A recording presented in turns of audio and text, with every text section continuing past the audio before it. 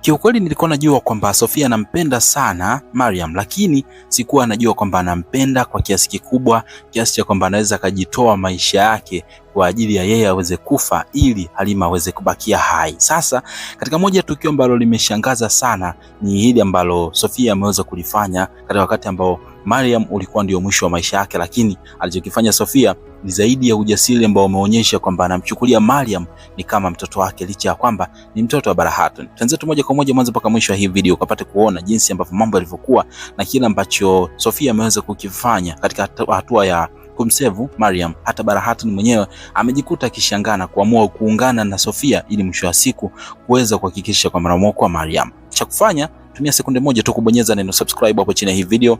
Baada hapo like video, kisha kwenye sehemu ya comment utakuja kuniachia maoni yako mwisho wa hii video baada ya kuwa umetazama kile ambacho utakuwa umeweza kukiona hapa.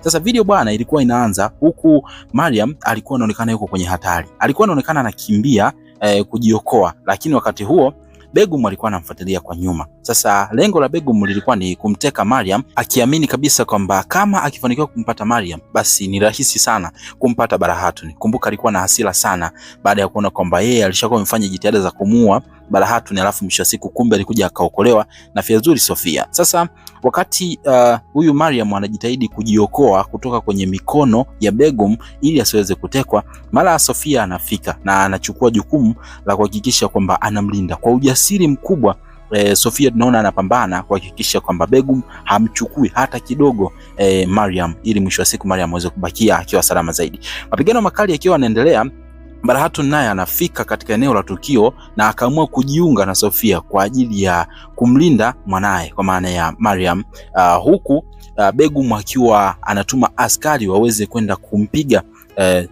Barahatun, lakini pia kumpiga Sofia na mwisho waweze kumteka Mariam, kitu ambacho alikuwa anaamini kabisa lazima fanikisha. Sasa wakati mapigano yakiwa yanaendelea, Mariam alikuwa amezubaa sehemu, ndipo ambapo Begum akaona hii ndio nafasi ya kuweza kummaliza Mariam. Anatupa kisu, lakini katika hali ya kushangaza anajitokeza Sofia na kuja kusimama mbele ya Mariam, na hatimaye kile kisu kinakuja kumchoma. Nguvu zinamwisha Barahatun za kuweza kupambana na Begum, ijapokuwa nafasi ya kumshika ilikuwepo, lakini baada ya kuona kwamba hali ni mbaya kwa upande wa Sofia na ameweza kuanguka chini, akaona sio kesi, ilibidi aende akamsaidia Sofia ili mwisho wa siku aweze kupona, kwa sababu tayari hata yeye mwenyewe alishangazwa na kuona kwamba moyo alionao Sofia ni moyo wa aina gani. Kumbe anampenda Mariam zaidi ya vile ambavyo watu walikuwa wanafikiria. Sasa kibaya zaidi ni kwamba hali ya Sofia imezidi kuwa dhofri, hali ni mbaya sana. Sofia hali yake haielezeki, itabidi wampeleke kambini. Itakuwaje kwaje huko mbele, na mimi nina shauku ya kuweza kuja kuona nini hasa ambacho kitaenda ku happen. Muhimu zaidi hakikisha tu umesubscribe hapo chini ya hii video,